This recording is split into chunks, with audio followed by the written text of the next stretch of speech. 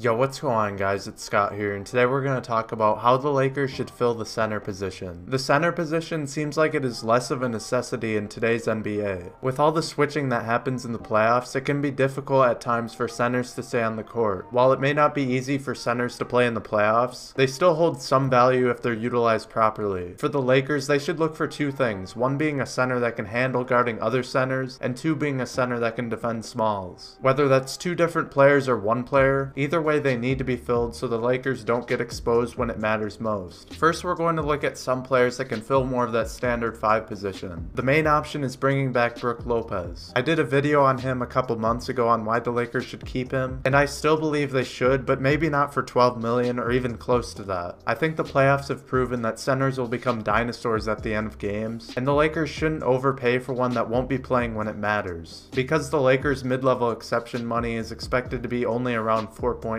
million, that probably won't be enough to keep him. Looking at the market for centers, he seems like the perfect fit if the Lakers keep Randall, which means they would have enough to keep Brook as well. I think he's really only worth keeping for around $6 to $8 million a year, and that may be a salary he'd consider just to stay with a young prospective playoff team. Some other players that have been considered more so as max options are DeMarcus Cousins and DeAndre Jordan. Both of these guys will be looking for close to max deals, and I don't think either of them really fits with the Lakers core. DeMarcus Cousins would demand a lot of touches and would really only be a replacement for Randall. DeAndre Jordan would be a better fit because of his ability to finish lobs and protect the paint, but he'd only become available if he opts out of his $24 million, which is way too much for the Lakers to pay. The two of them are too good not to play at the end of games, and that could be an issue considering the money they're making. There's also Clint Capella, who perfectly fits that mold of a center that can guard other centers as well as smalls. However, he's a restricted free agent and likely won't be let go by Houston. Finally, we have Nerlens Noel, who's a little bit of a wild card. He'd be a great fit as a guy that can protect the rim and has enough athleticism to guard pretty well on the perimeter, but injuries have kept him from competing these last few seasons. As far as the prototypical small ball centers go, the best option is Julius Randle. He can guard the perimeter and guard some 7-footers depending on the matchup. He might not start at the 5, but he's a great option when he needs to be. Signing him would require signing a true 7-footer so he wouldn't get exposed against the elite bigs. Along with the starting options we have available, there needs to be someone that can come off the bench and potentially fill in for longer periods if the starter gets injured. The Lakers have to consider how their center prospects are holding up for this spot. Neither Ivica Zubac or Thomas Bryant were really able to prove much and were never consistently in the rotation. Zubac has seen more time, but he's also a second-year player and wasn't able to progress as much since his rookie season. For Thomas Bryant, he could see more game time if he's able to bring part of what he did in the G League to the NBA. He averaged 19.7 points, 7.3 rebounds, and shot 36% from 3. If he takes a leap this offseason and proves himself in the Summer League, I could see him latching onto that backup center spot. Between the two of them, it's hard to say who they should stick with next season, and they should look towards the draft to find another prospect to fill that backup center void. There was a report that they promised former 5-star prospect Mitchell Robinson that they'd draft him, but it seems way too early for that to be true. Depending on who they get in the draft, we should expect them to look closely at the Summer League and fill the backup center spot based off of that. And I'd expect them to round out their roster with veterans on minimum deals if they need to. That's all I had for this video, guys. I hope you did enjoy. Make sure you subscribe if you want to see more Lakers content, and leave a like if you enjoyed, and thanks for watching.